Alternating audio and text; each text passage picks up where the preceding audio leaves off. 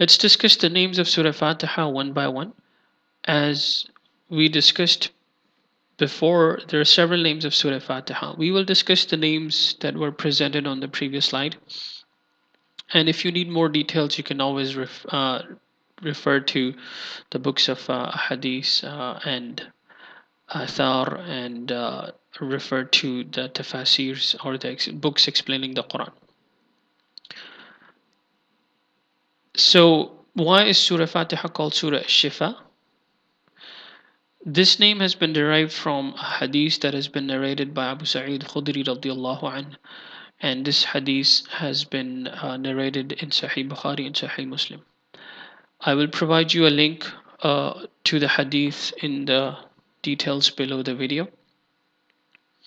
So the summary of the hadith is that Abu Sa'id Khudri radiallahu anh, along with other companions of the Prophet ﷺ, they were returning from a battle when they ran out of food. They came across a village and requested food from the people of the village, but the people of the village refused to serve them.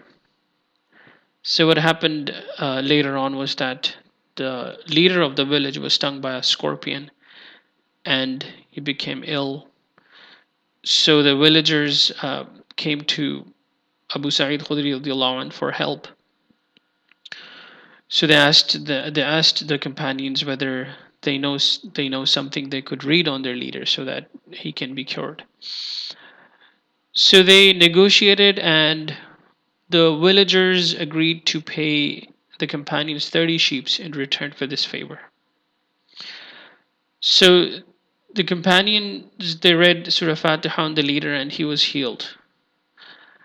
However, when the companions were returning, they disagreed whether these sheep should be used as food or not. In other words, they disagreed whether these sheep are halal or not.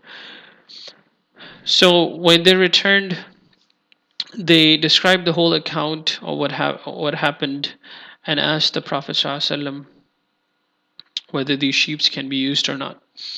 So the Prophet ﷺ, he smiled and said, "How did you come to know that Surah Fatiha is the ruqyah?" Which means that it could be used for treatment. The companion who read Surah Fatiha on the leader said that I had a feeling that this can be done. The Prophet ﷺ said, "Distribute your reward and give me my share as well." So this was the summary of the hadith that from which the name Surah Shifa is derived. Something in addition, the Hanafi and Shafi'i scholars take this narration as this hadith as proof that a person can be paid to teach the Quran. Hanafi scholars only allow for compensation in teaching the Quran, whereas the Shafi scholars allow compensations in other cases as well.